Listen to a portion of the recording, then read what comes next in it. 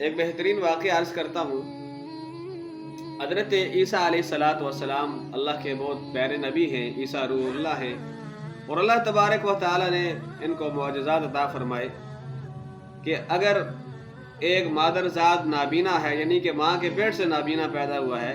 عیسیٰ علیہ الصلاۃ والسلام کو اللہ تبارک و تعالی نے یہ معجزہ عطا فرمایا، اشان عطا فرمائی کہ آپ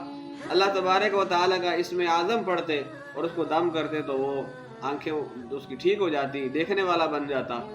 اور ایک کوڑی شخص جو ہے جس کو کوڑ کا مرض ہوتا اس کے اوپر وہ دم کرتے تو وہ بھی ٹھیک ہو جاتا۔ پھر اسی طریقے سے مردے کے اوپر وہ اللہ کے اسم اعظم پڑھتے، اللہ کا نام پڑھتے تو وہ بھی بولنا شروع کر دیتا، اس میں جان آ جاتی۔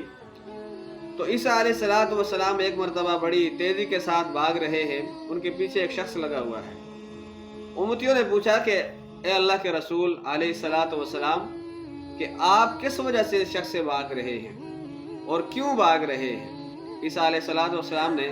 جواب میں فرمایا کہ میرے پیچھے ایک بے وقوف شخص لگا ہوا ہے جس کی وجہ سے میں بھاگ رہا ہوں۔ تو لوگوں نے سوال کیا کہ اللہ کے رسول علیہ الصلاۃ والسلام،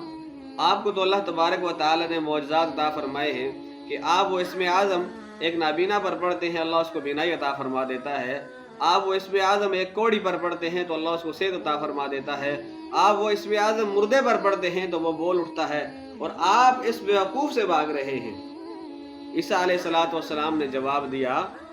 کہ میرے امتیوں، بے شک اللہ تبارک و تعالی نے مجھے یہ معجزے عطا فرمائے ہیں، ان معجزات کی بہت بلند شان ہے۔ بالکل ایسا ہی ہے کہ میں نے ایک کوڑی پر اس کو جب دم کیا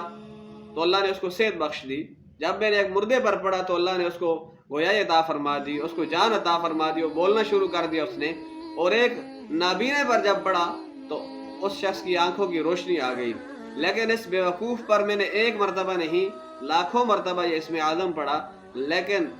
اس کی عقل درست نہیں ہو رہی۔ وجہ کیا ہے کہ حضرت عیسیٰ علیہ الصلاۃ والسلام نے فرمایا کہ عقل کا چلے جانا، عقل کا ختم ہو جانا اللہ تبارک و تعالیٰ کے عذابوں میں سے سب سے بڑا عذاب ہے، اللہ کے قہر ہے یہ، اللہ کا غصہ اور غضب ہے کہ اللہ عقل لے لے، اور بڑا سخت عذاب ہے۔ تو اس لیے کہ اس شخص کے اوپر جتنے بھی اسم اعظم پڑھے جائیں، لاکھوں مرتبہ بھی پڑھا جائے، اس کو عقل نہیں آ سکتی کہ جب تک کہ یہ اللہ سے توبہ نہ کرے، اللہ اس سے راضی نہ ہو جائے۔ تو محترم سامعین، بے وقوفی ایک اللہ کی طرف سے عذاب ہے۔ ایسے کام بسا اوقات بندہ کرتا ہے، ظاہری طور پہ تو اس کو لگتا ہے کہ میں اچھا کام کر رہا ہوں، اس کو سمجھ یہ ہوتی ہے کہ میرا یہ قدم جو میں اٹھانے والا ہوں، میرا اگلا اٹھنے والا قدم میری کامیابی کی طرف جا رہا ہے، حالانکہ ایسا نہیں ہوتا۔ کچھ ایسے گناہ ہوتے ہیں جن گناہوں کی وجہ سے اللہ تبارک و تعالی اس شخص کی عقل کو سلب کر لیتے ہیں، اور پھر وہ سمجھداری کا مظاہرہ کرتے ہوئے ہمیشہ غلطی کر جاتا ہے۔ اس کا ہر اٹھنے والا کامیابی کی طرف جو قدم ہے وہ ذلت کی طرف بڑھ جاتا ہے، اس کی پستی کی طرف بڑھ جاتا ہے۔ اور انسان کے دشمن بھی ہوتے ہیں، دوست بھی ہوتے ہیں۔ کوشش یہ کریں کہ اگر دشمن ہے آپ کا تو وہ بھی سمجھدار ہونا چاہیے، دوست ہے تو وہ بھی سمجھدار ہونا چاہیے۔ کہتے ہیں کہ بے وقوف کی دوستی سے سمجھدار دشمن کا ہونا بہتر ہے، کیونکہ بے وقوف جان بچاتے ہوئے بھی بے وقوفی میں آپ کی جان لے لے گا، اور سمجھدار دشمن جو ہے جان لیتے ہوئے بھی کبھی آپ کی جان سمجھداری کی وجہ سے بچا دے گا۔ کہ ایسا نہ ہو کہ میرا اور آپ کا بھی یہی معاملہ ہو، اللہ تعالیٰ کے غضب و غصہ کا، اللہ کے قہر کا شکار ہم نہ ہو جائیں۔ ہم اپنے اعمال کی درستگی کریں، اللہ تبارک و تعالیٰ سے توبہ و استغفار کریں۔ آج کے زمانے میں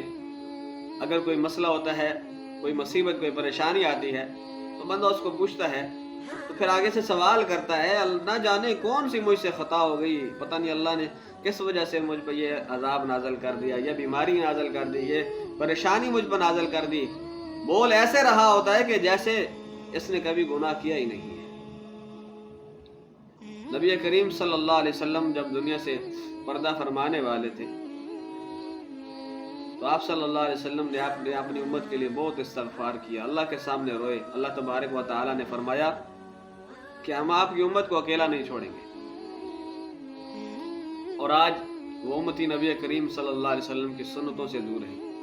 آقا دو جہاں صلی اللہ علیہ وسلم کی سنتیں اپنی زندگی میں لائیں،